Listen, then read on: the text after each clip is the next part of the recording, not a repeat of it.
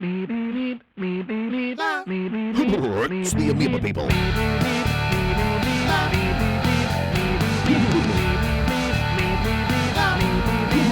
the Amoeba People.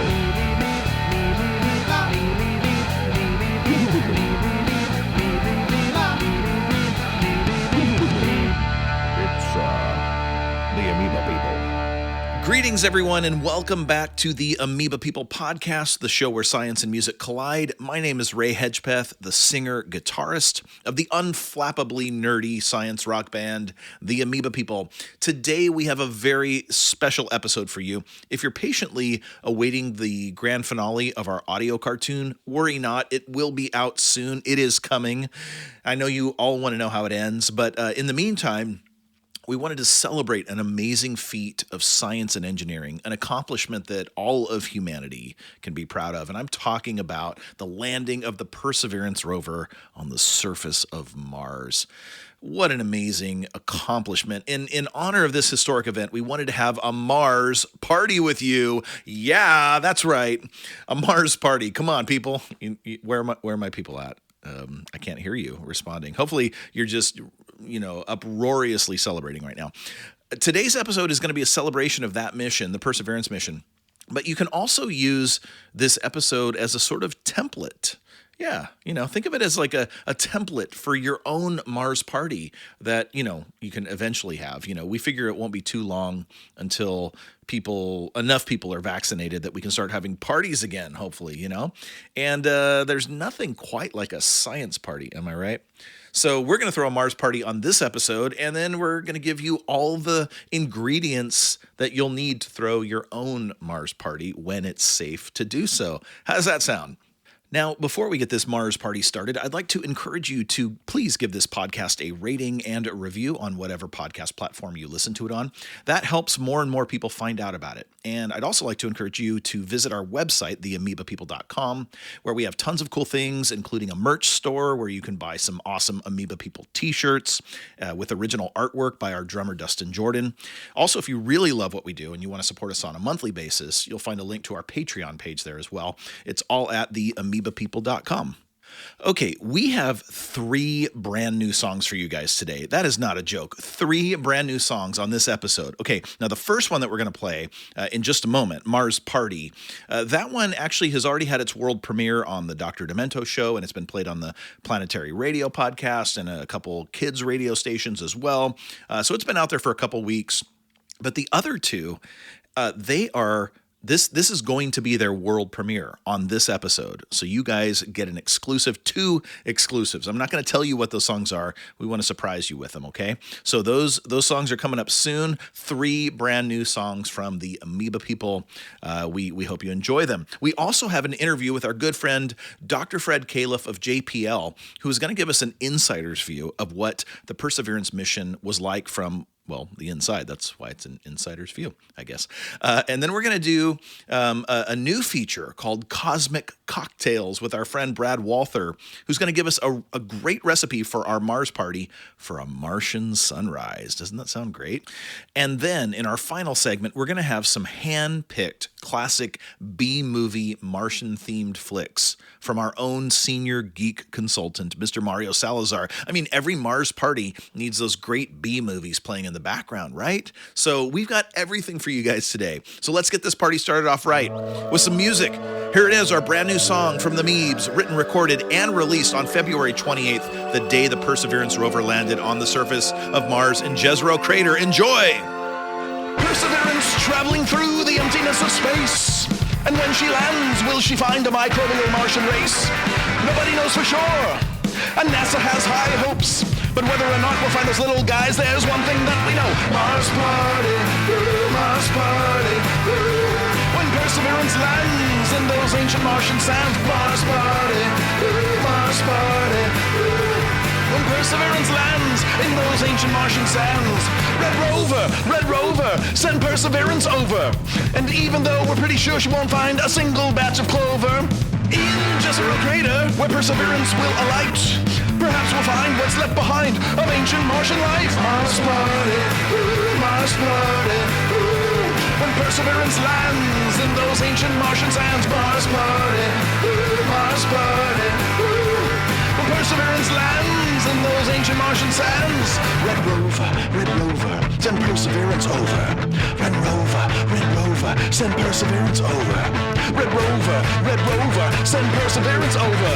Red Rover, send Perseverance over. Mars party, Mars party, when Perseverance lands in those ancient Martian sands. Mars party, Mars party, when Perseverance lands in those ancient Martian sands. There it is, Mars Party. You can find that on our Bandcamp page, and we hope to have it up on Spotify and everywhere else soon. Okay, since we're throwing a Mars Party, what a great opportunity to invite a JPL engineer to the party so that you can pepper them with questions and become more informed, lead a more fulfilling life. I recently sat down via Zoom with Dr. Fred Calef, a science systems engineer at Jet Propulsion Laboratory here in Southern California. He's informally known as the keeper of the maps for the Mars rover missions, and not only a great engineer, but an all-around great guy.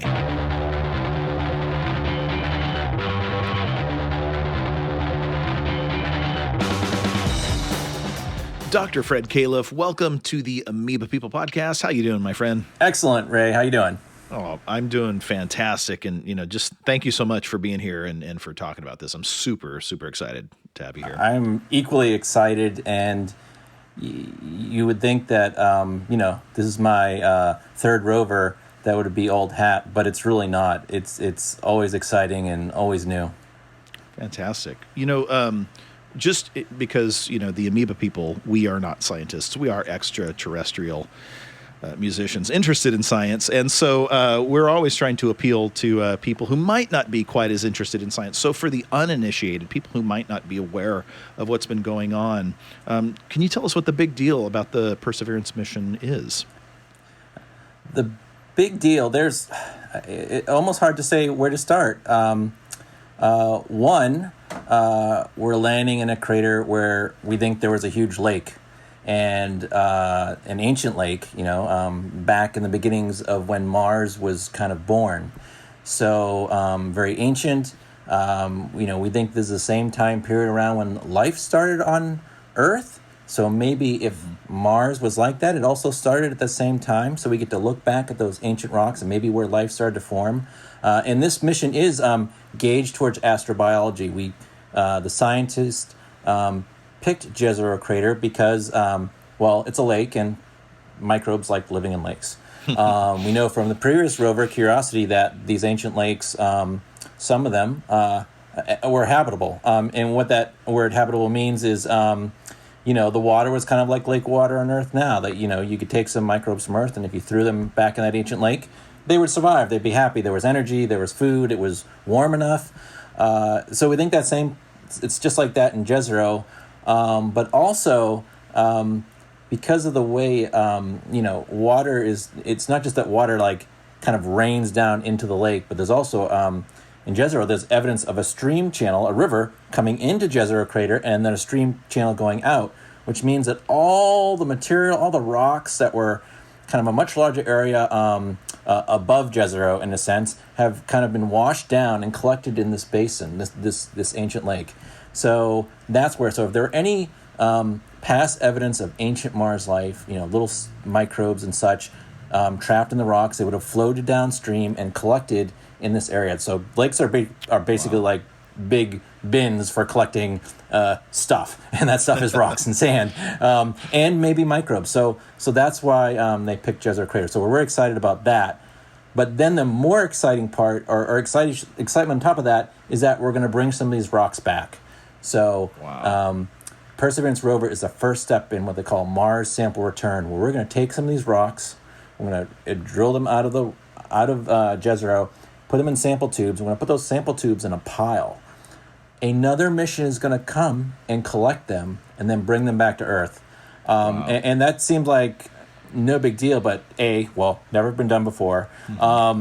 B, you get Mars rocks from like meteorites, right? Well, sometimes, yes, but we have no idea where those rocks are from. But we know where these rocks are from, and we're not just going to get a random rock from Mars, which, while is fantastic and interesting, sometimes is kind of random. tells us something, but not everything we really want to know. But we're going to pick rocks that we want to sample, that we think this is a rock that maybe would hold life inside of it, or ancient signs of life, or tells us something about the ancient Mars history that we can compare to Earth. And so to get those rocks back, to know where they came from, to know their context, like just where they occurred and why, is huge. The other exciting thing is that we're going to fly a helicopter on Mars. Oh, I know. That's so cool. Never flown a spacecraft on another planet. Like flown in the sense of landed, but never like landed on the surface, take off again, and then landed, and then take off again. Just unparalleled. So lots of firsts for this mission.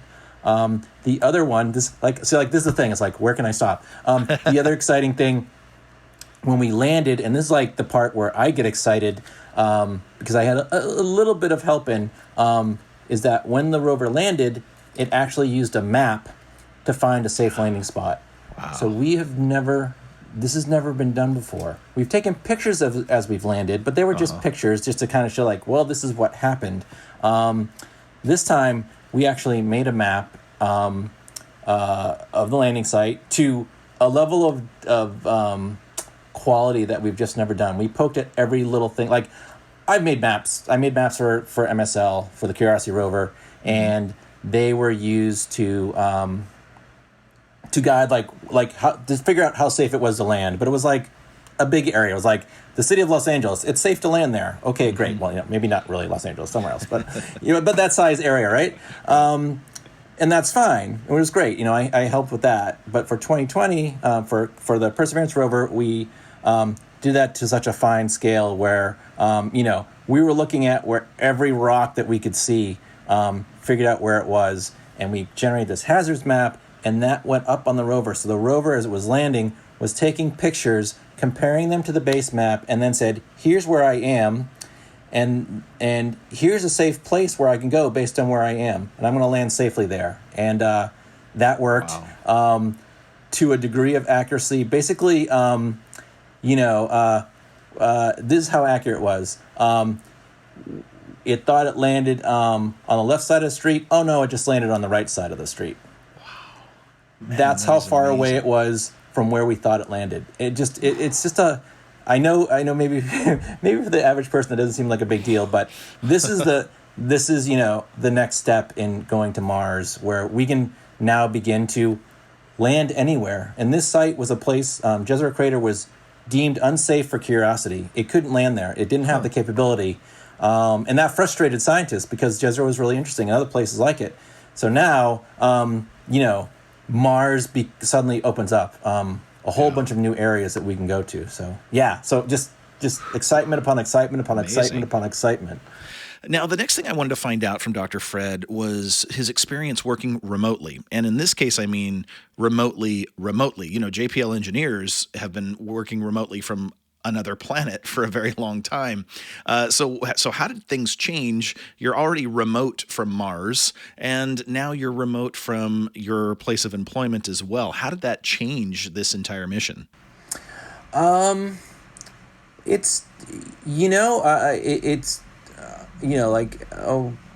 would say maybe like once a week. I would have normally have worked from home. Mm-hmm. So it's that, times infinity. But it's okay. I mean, we're used to, so usually like what happens is a mission, like everyone is there in the beginning and then everyone disperses back to their institutions, and that includes all the instrument team leads. So we're used to having people dial into meetings and walking through steps remotely, and okay, we have this one WebEx or Zoom or what have you, when we all dial in and we go through the procedures and we have a certain order that we do things. So we've been doing that for a while. It's always nice to be, like, especially in the early days, to be in the room. One, because you're excited. Two, because sometimes you do have to, like, interface with people quickly. And, right now, sign off from the Zoom and now join someone else from a different Zoom, and then, or maybe have 3 Zooms going on at once and pay attention to all 3. I mean, that's the real tricky part. Where at JPL, you can kind of bop between rooms that are somewhat nearby and talk to people and see people randomly, or drag a person into a room. I mean, we have to do that same thing. Like, we text people, do a little Mattermost Slack and like, hey, can you come over and join this WebEx and talk about this problem? Like, okay. So that part is a little bit harder, but otherwise, it's not like the old days where maybe you were sat at some terminal in some computer room to have access to a computer. Everything's networked. Okay, I wouldn't normally admit this, but some days I used to, back in the before times, be at a coffee shop and be localizing a rover and making maps of Mars. Because I could. I mean, also because my commute's long, because, I don't live next to JPL. But, that is the way our capabilities were. So when we transitioned to remote ops about almost a year, almost to the day, a week later than now, it required a little bit of work. And for some people, it's harder. Like the engineers, like the rover drivers, like they have very special software and computers. So I think they made some amends to have a few people in lab, but not a lot. But even them, some of them actually took the machines home and worked from home. Like I brought my machine home, and my machine's a beast. But just to have to do something stupid like reboot it if it breaks, so to have that locally. So it definitely was an adjustment, but we were also, of people who were prepared, we were it. It's just, we were used to doing remote operations. Okay, next, I wanted to ask Fred about the Lucky Peanuts. It's been a long-standing tradition at NASA to bust out the Lucky Peanuts on launch day or landing day or any day of great importance. And being at home and working remotely, how was the Lucky Peanut experience this time around? I had peanuts.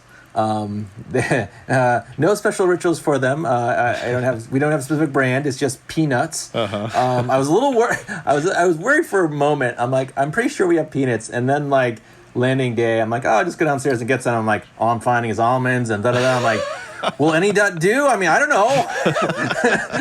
But then I found them like, whew. One last thing. The most scientific people on the planet, but still hanging on to this beautiful superstition of the Lucky Peanuts. I love it. Yeah, and I think it's superstition. It's more tradition than it is superstition. Yeah, more tradition. But it connects us to that people who are on console in 1963 or 4 when they had the first successful landing of Surveyor 3, I think that's right, on the moon. That was out of JPL, right? So moon exploration and robotic exploration, really came from JPL, and I think we like holding on to that memory and that tradition. Chain of peanuts leading all the way back to 1963. Yes, thankfully they're not the same peanuts. But yeah, other than that, I think the big thing now is landing day shirts. Probably every mission has had them, but we got we got sent landing day shirts with special logos. And it's funny because for Curiosity, we got this blue shirt with this embroidered patch, not embroidered patch, but an embroidery on it. And it wasn't, slightly honest here, it wasn't the prettiest shirt, but I'll tell you, I'll be buried in that shirt. That shirt means so much to me. And I think all these landing day shirts, because they're bespoke, right? Is that their new word? But they're really a very brief moment in time, and to be part of that is pretty incredible. I don't know. Yeah. It's really hard to describe. Like landing day is just I don't know. The other thing I always like to say, it's like the Olympics, right? It's international, it's worldwide. And you've been training for it and working on it for so many years. Yeah, training for years, and we're trying to do something very specific, but very technical, and you can't get it wrong, right? I think Al Chen of JPL, he says there's no partial credit. You pass or you don't. There's no you land successfully or you don't. And I think everyone who kind of like works in that realm takes that incredibly seriously. Where we have lots of meetings and lots of back and forth and communication and I don't want to say arguments, but let's just say very constructive criticism to poke at every single detail. I have to get tires for the car. What's the material they made out of? How many miles are they really going to last? Have you tested how many miles they're going to last? What's the tread width? How deep are the treads? Have you tried that in sand? Have you tried it over sharp rocks? Have you driven over glass? Have you driven over steel? What if you run off the road? It's that level of just, have you taken a sample of the material and have you set it on fire and seen how long till it burns? But it's like that, or it just everything that we do, because it's one time. Yeah. You can't be there. You give it a program, or you did a test once, maybe twice on Earth for some things, and then it has to work one time. Otherwise, that's it. Wow. Yeah. Okay, we think it was like 1% safe. Well, we wanted to get down to, or like 1% chance of failure. Can we get it down to 0.1% of chance of failure? That's how they think, and I think that's why that's why it's 5 for 5, right? Yeah. Learn from your mistakes, but don't take it for granted. And I know the pressure from the past. I don't know if that's there, but I definitely just like not taking things for granted. I think always question your assumptions. Always aim to do better, even if it seems incremental, because the incremental then gets us to Jezero, right? Doing something new, something different, and we'll learn things from this landing, and it means the next one's going to be even better and safer. Even though this was probably in some ways, the safest landing we did, because we knew pretty much. Well, we didn't know exactly where we were going to land, but we knew we were going to land somewhere safe. That's just the way we work. So cool. Yes, so cool indeed there, Mr. Hedgepeth. Agreed. So my final question for Dr. Fred was about this weird lag that happens between Earth time and what Dr. Fred refers to as Mars time. Yes, so I wanted to know, what is life like when you're living on Mars time? I think the only way to explain it right now, or the way I've been explaining it, is I'm living 2 days in 1 day. There's a point where I'm awake for some period of time, and I'm on Earth, and I go to sleep, and then I wake up and I'm on Mars, and I'm on Mars time, and I go to sleep, and then I wake up on Earth again. But in between those 2 days, there's only about 4 hours, maybe. It's the dolly clock from the picture. Like Dolly has this picture and it's the clock off the side. It's exactly how it feels, because the hands move in weird ways, and I saw someone make the joke about like, I wake up and my first question is, what sol is it? And a sol is a day on Mars, what we call a Martian day. It's like, what sol is it? And like, not what time of day it is, not is it Tuesday? What sol is it? What is the number? Please tell me. And am I on uplink or downlink? Like, am I analyzing data from yesterday or sol or the next sol? I don't know. Do you guys really say yester sol? Yeah. Yeah, I love that. I love the sound of that. That's amazing. Next sol, this sol, and yester sol. Some people on Curiosity said Solaro. It took me a moment to catch that one, but right, yeah. It's a little subtle. So Mars's day is about 40 minutes longer. The time, so it's noon on Earth. It's a noon and 40 minutes on Mars, but every day it increases by 40 minutes. So the clocks get out of sync. So you might start work today at 8 a.m. and then it's 8:40 and then it's 9:20 and so on.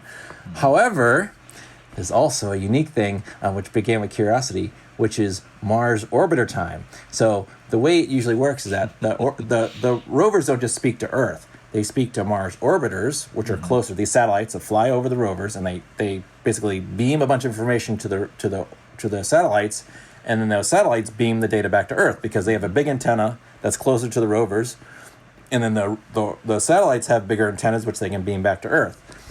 But they don't just increase by 40 minutes. They have whenever they happen to fly over the rover, which is sometimes plus an hour, sometimes minus 2 hours, and so sometimes, so basically the way the Mars time goes now is today I start at 8 a.m. Tomorrow I start at 10 a.m. The next day I start at 6 a.m. The next day I start at 11 a.m. And so it's this, it's like the clock that can't keep time, except it's roughly going forward.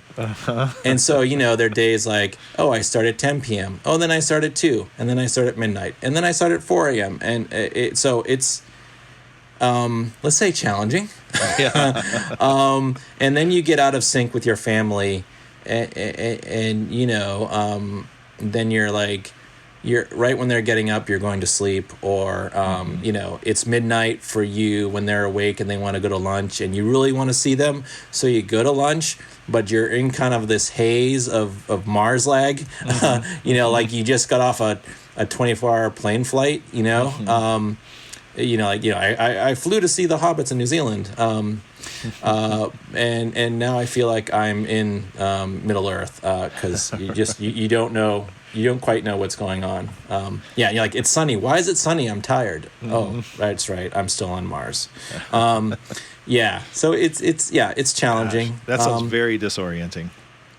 Just a little bit. It's a little you bit have to do disorienting. this high level work in that state of mind as well. Yes. So the beginning of Mars missions are very intense. And the reason we're on Mars time is because we want to make sure, one, the rover is healthy. 2, we have to check out a lot of the instruments for the first time being used on Mars, including driving. And it is also like the first time we've gotten data back from the rover. And so, we do a lot of testing, but there's only so much you can do. Sometimes you just have to get the data back as it is and see what works and what doesn't. And sometimes, you can do a lot of testing on procedures, but you don't know until you've done it, right? So days are long. You have lots of people talking all the time, and they're all at their high end and trying to get their thing done. So it's really difficult time, and everyone's really, really tired. So it does require like extra patience and a fair bit of not sleeping. Mostly a fair bit of not sleeping. Like even like technically, like right now I'm on schedule. I'm 4 days on Mars time, and then I'm 8 days off because I have 2 other people. However, the mission's exciting. I also lead a team, so I got to make sure I want to make sure they're all set. And so, mostly it's not sleeping, or finding sleep at odd times a day. But I also want to hear like what the science team is saying, so I go sit into the science team meeting, even if it's not my day on shift, and even if it's at 4 a.m.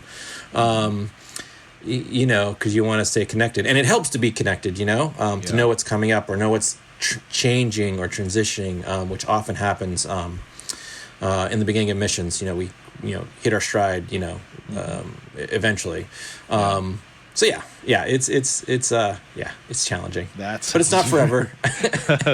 About how long? You say when the mission is new, like, so about how long are you going to be on this? Mars time? 90 days. That's kind of the standard. It could be shorter, but 90 is what we're shooting for.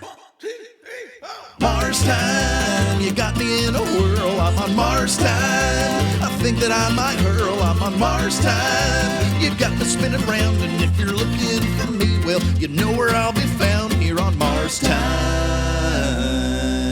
Yester saw I was doing just fine, but it's all right today. I'm losing my mind. Tomorrow, will it ever come? 'Cause tomorrow, I think I'm finally done with this Mars time. You got me in a whirl. I'm on Mars time.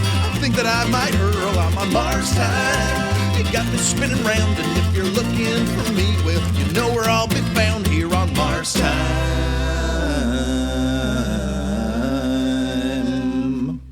Mars Time by the Amoeba People, a brand new tune for you guys, inspired by our friend and guest today, Dr. Fred Kaliff, and it goes out to all the hardworking people on the Perseverance team. You guys are an inspiration to so many people, including us. A big thanks to Dr. Fred for being on the show today and for sharing his experience with the Perseverance mission. Okay, to keep this Mars party going right, it's time for some cocktails. Our bartender today is Brad Walther, longtime friend of the Meebs. Brad is the head bartender at Alex's Bar here in Long Beach, California, a legendary punk rock bar that is now beginning to open its doors again. Not at full capacity, of course, but it's a start. I've seen so many great shows there. Even the Amoeba People have played there, believe it or not. Well, one night, they let the Geeks take over the place for an entire evening, and it was awesome. Brad is what is known as a proper bartender. That's a traditional title that dates back to before Prohibition. A lot of people these days use the term mixologist, which is not inaccurate when describing Brad's skills, but Brad is a proper bartender following a tradition that goes back a long, long way. And don't worry if cocktails aren't your thing, because Brad also has a non-alcoholic version of the drink that is super tasty. So how you doing there, Brad? How are things going? Things are going better, you know. We're hearing that tomorrow that bars in Long Beach are going to be allowed 25% capacity indoors, which is huge for us after we've been shut down for so many months. So looking forward to making more cocktails. So we're going to make a Martian Sunrise. It's a pretty simple cocktail. It's based on a variation of the Tequila Sunrise, you know, which is a very simple cocktail. It's just tequila and orange juice. But what we're going to do is we're going to elevate that up to Mars, and we're gonna make it a Martian Sunrise. So, yes. You know, there's a million ways to make every single cocktail. You go back through history, and you could probably find 100 ways to make any cocktail. But this is going to be my version of this. If you Google this cocktail, you'll probably find a few versions, but this is the version that I like to make. So we're going to start off with some crushed ice. I'm going to go to my... This is something very simple that you can make from home. You don't have to go to a fancy cocktail bar to make this. So I got my glass here, my vessel. Mm-hmm. I'm going to fill this up with some crushed ice from the refrigerator, and I will be right back. Let me bring my phone so we can get some sound effects for that. Ooh, yeah, let's do that. Here we go.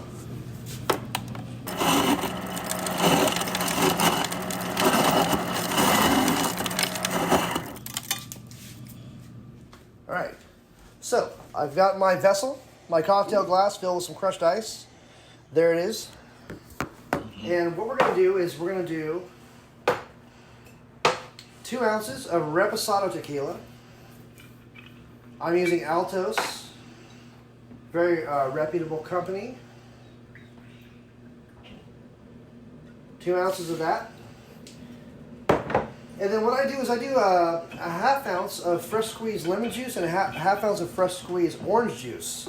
Most recipes you're going to find just orange juice, but I find it's a little too sweet, so I like to balance the cocktail a little better.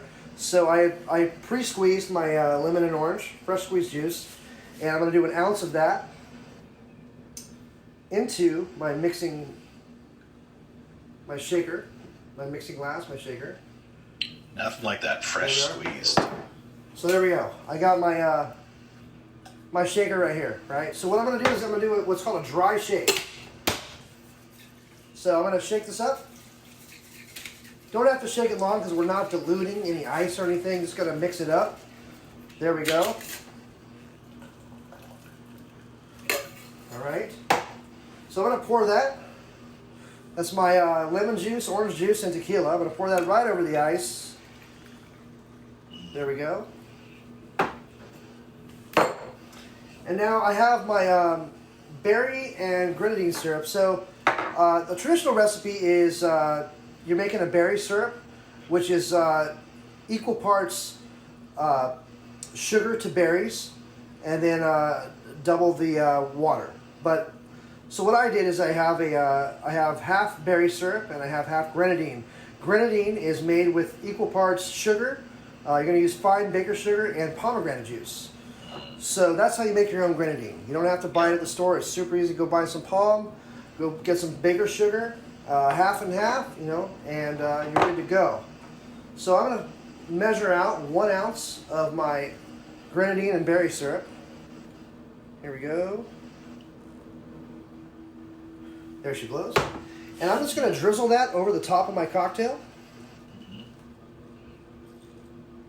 I'm going to take my orange zest and I'm going to express the oils over the top of this cocktail. So the outside of the peel is going to be faced towards the cocktail. I'm going to bend it and just express those oils over the top. And I'm going to take the outside of the skin and rub it around the outside of my glass. And I'm just going to place it right on top there. And there we have a Martian sunrise. And what a beautiful beverage it is. I mean, all those colors really do remind me of the Martian atmosphere. It's awesome. Now, if you have little Martians with you or at your Mars party, fear not, Brad has a non-alcoholic version of this drink as well. Yeah, I would say, maybe the lemon might be too tart for them. But you do the orange juice and a little bit of berry syrup on top. It's like a nice fruit punch. It's all natural. There's no corn syrup in there.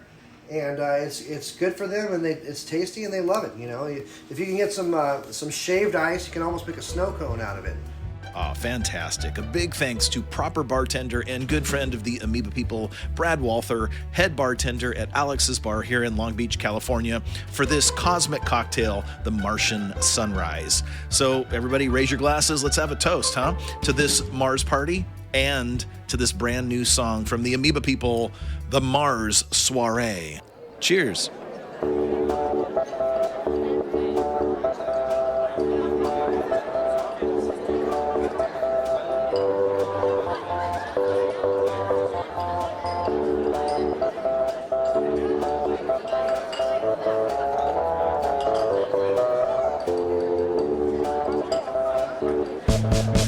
Put your 6 arms in, then pull your 6 arms out.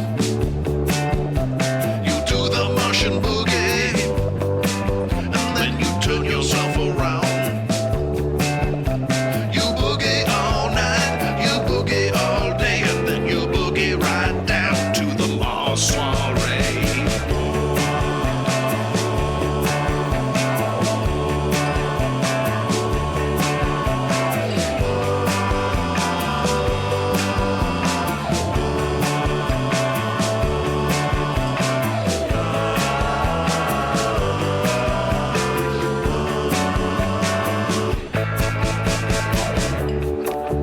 Hey, how you doing?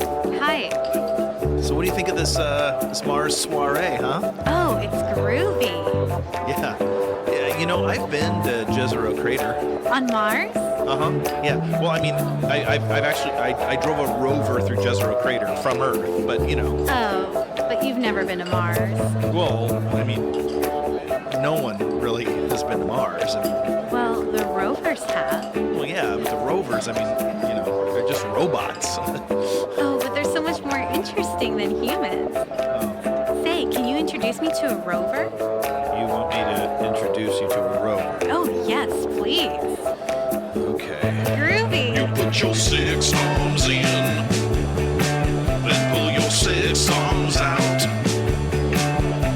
You do the Martian boogie, and then you turn yourself around. You boogie all night, you boogie all day, and then you boogie right down to the Mars soiree. It is so great to meet you. Likewise. You know, I'm not the real Perseverance rover. I'm just a prototype. You're still way cooler than anyone else at this party. Thanks. Say, you want to get out of here? Maybe go rove around a bit? Yes, I do. Yeah? Yeah. Groovy. Let's go. Let's go.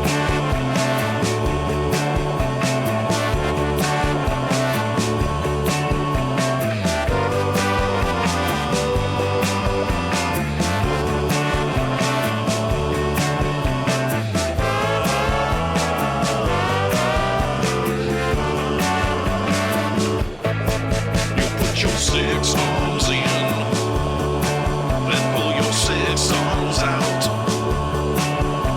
You do the Martian boogie, and then you turn yourself around.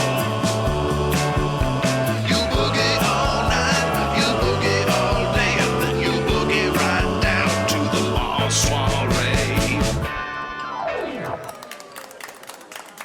Thank you. Thank you so much. That is the Mars Soiree from the Amoeba People, a brand new song premiered right there. That song, as well as Mars Time, which we premiered a little bit earlier, and Mars Party, the song at the beginning of the show, all three of those can be found on our Bandcamp page. Special thanks to Joey Ansley for her awesome voice work on that song. She's an old friend of ours. She's been on stage with us. We sometimes refer to her as the fourth Meeb. So thanks to Joey for helping us out there. Okay, now on to our last segment of today's Mars Party. Yes, it is time to bring in this senior geek consultant to the Amoeba People. And this brand new segment, ladies and gentlemen, B-movie picks with Mario Salazar.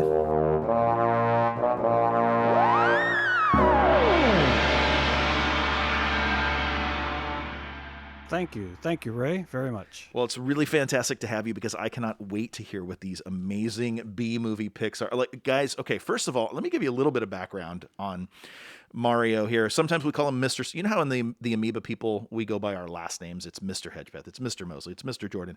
We also call him Mr. Salazar. With Fred Calef of JPL, we call him Dr. Fred. That's what he's called. That's, but in general, we prefer to address people by their last names. We like to be old and formal. And Mr. Salazar here, just to give you some of his geek cred, in case you're like, who is this geek consultant? 1977, am I correct? You've been attending San Diego Comic-Con since 1977? Yes, just about. Yes. 77, you guys. And in that same year, get this, legend has it that Mario Salazar pulled his little brother out of school, ditching school so they could go to the Mann's Chinese Theater to see the premiere of the first Star Wars A New Hope. It was not called A New Hope then, of course, but correct. That's not the correct title. Yes, he was there. You know what I mean? It's like he's kind of like the Forrest Gump of geekdom, right? I guess you could say that. That was my son also. Chris. Oh yeah, really? Yes, kept him out of school too. Got in trouble for that from both sides. Wow, so you just grabbed everybody and you said we're all going. Yes, I knew we had to go. I knew awesome. They would like it.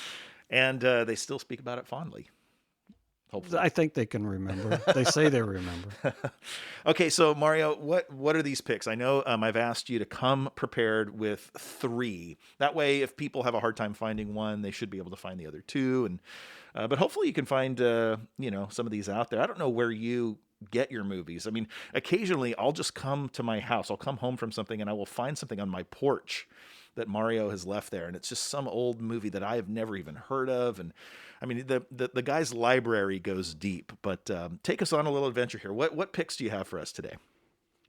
Well, I thought about this when you mentioned to me about the parties, and first off, I didn't know if this was such a good idea to have a party. Oh yeah. Like, what do you mean? Any kind of Mars party. Oh, boo. Come on, Mr. Salazar. What do you mean?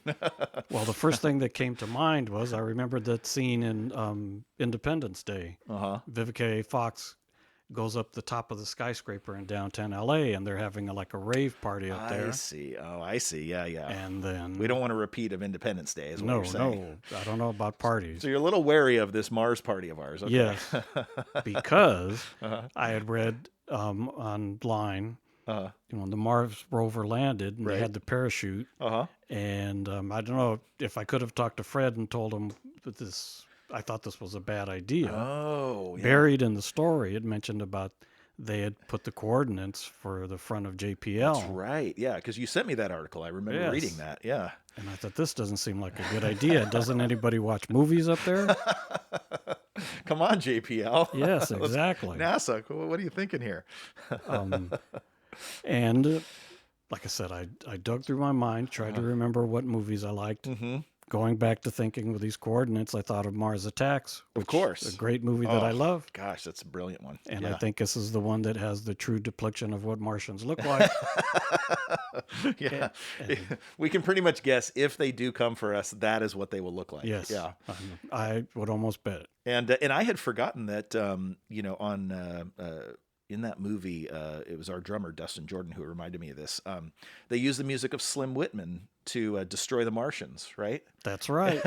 Exactly. You know, It which was beautiful. we are actually, the Amoeba people are big time Slim Whitman fans, but I think that's a brilliant use of his music to destroy Martians. Well, Tim Burton knows what he's doing. That's great. So that's a good one. That's not going to be too hard to find. No, you can definitely get Mars Attacks, and it was a high budget B movie, right? I wouldn't call it a B movie. Yeah. It's a beautiful movie, so it doesn't belong on this list. This was just for my. It's like a bonus cut. Yeah, there you go. Oh, Mr. Salazar brought us a bonus cut, you guys. No, but looking back, I did a little investigating on the internet because I had to check a couple of things. Right. And the original War of the Worlds, I pulled up for my list. Oh. Because, it mentions that these were the invaders from Mars, even though that kind of gave away my second choice. Oh, okay. But I don't know about the Steven Spielberg War of the Worlds. Right. I love that movie too. That had Tom Cruise in it, right? Yes. Yeah. I love that movie very much, very much. Now, the original one, though, so obviously it would have come out after the Orson Welles radio, retelling, right? Because but what, what time frame are we talking? Like, was this the 50s, 40s? When did that? 50s. Oh, okay. The three movies I'm going to give you are from the 50s. Oh, early 50s those are the and best. one late. Yes, the sci-fi movies from the 50s. Oh, nothing like it. But there again, when I saw these movies, I would have been around 8, 9 years old, and they terrified me. I can't understand how my grandparents let me watch these movies. War of the Worlds specifically was one. I mentioned Invaders from Mars when I was talking about Invaders from Mars. Now that's one where it's like an Invasion of the Body Snatchers type of situation, right? The Martians actually take over the human bodies, right? Yes. Yeah. That would have been freaky as a little kid to see. Oh, yes. Like I was saying, this is the original one from 1953. Wow, yeah. And they did a remake of it? Yes. Oh, okay. Later on. I never even watched that one. Not worth it. No. It's not the classic. But I had nightmares. I watched Invaders from Mars every time it was on TV. Oh, okay. Because it would come on in the afternoons. And the Martian, there's a little head with I think spider tentacles that he was. Oh, right. Oh, yeah. Too much. Terrifying. And you don't see them, because I know this movie, sort of, if I recall. You don't see them till like the end of the movie, right? So the whole time you don't really know what you're dealing with. Yes. Yeah. That's how it was with all the old movies. They made you sit through an hour or hour and 45 minutes of nothing, waiting for the big payoff. Yeah. And then the third movie, which was one that stuck in my head, and every now and then, as I got older, I had visions of this movie, but I couldn't recall what the title was, and I never thought of it when I was back in front of a computer to look it up. And I finally did, and then I had to go hunt it down, and that was It, The Terror from Space. Oh, It. So not the Stephen King. No. It, obviously. No. This was later in the 50s. This was 58. Okay. And I had to order the DVD. And watching it. When I pick movies, I don't read the descriptions. I like to be surprised. I don't want to know anything of what's going in it. Yeah. So I watched the movie, and as watching it, I said, wow, this looks a lot like Alien. The whole thing reminds me of Alien. Wow. And sure enough, I read later that O'Bannon might have, or maybe he did,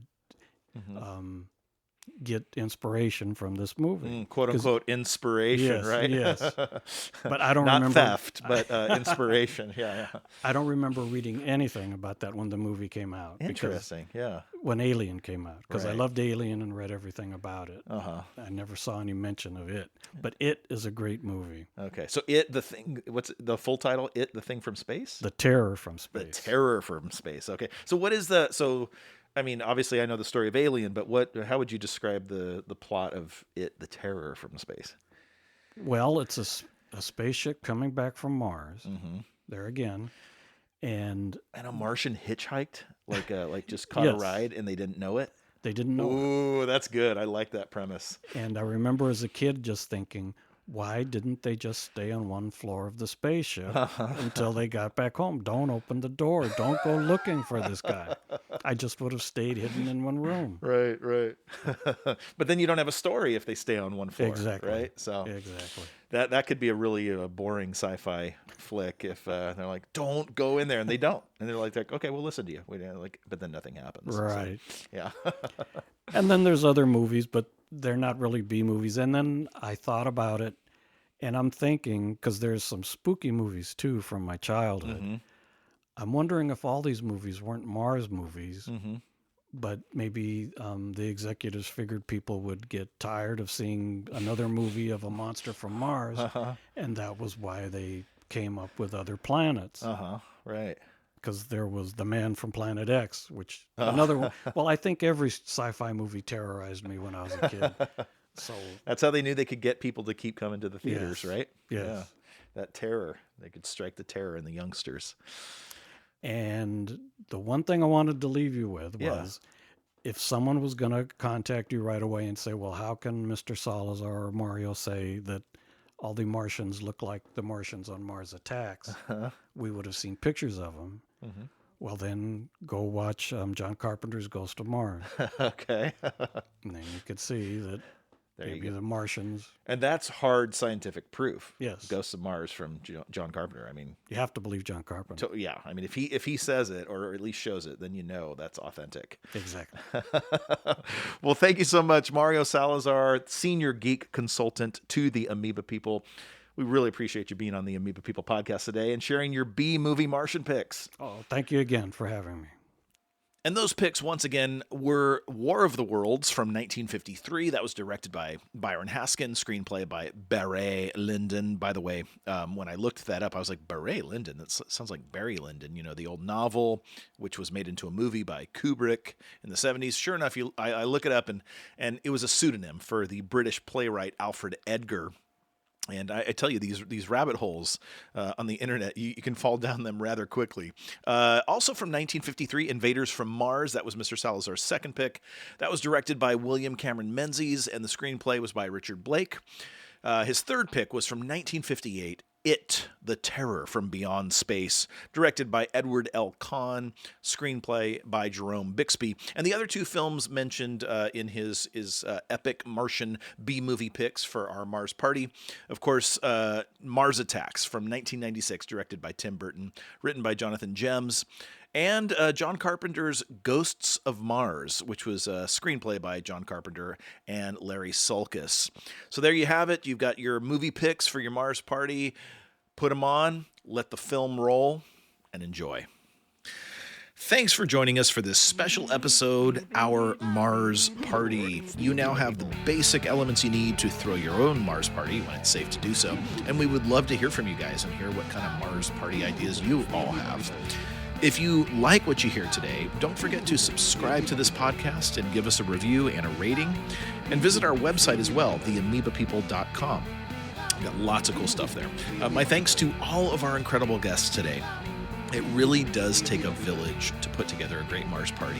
Dr. Fred Calef of JPL, Brad Walther, head bartender at Alex's Bar, and a fantastic guitarist, I should mention, as well. He's an incredible musician. And our senior geek consultant to the Amoeba People, Mario Salazar. Thanks to all of our guests today. Oh, and don't forget Joey Ansley, the voice on our Mars Soiree song. You can find all those songs that you heard on today's episode on our Bandcamp page. Bandcamp.com/The Amoeba People. It's all there. On our next episode, the thrilling conclusion of our musical sci-fi radio-style adventure, The Amoeba People audio cartoon. Well, it's the conclusion of the first season, that is, of the audio cartoon. There will be plenty more next season, believe me. Will Elon Musk, nemesis of the Amoeba People, finally harness the stolen Croutonian technology from the Amoeba People and become the first human to travel to Mars? Find out in our next episode. And until then, everybody, onward! It's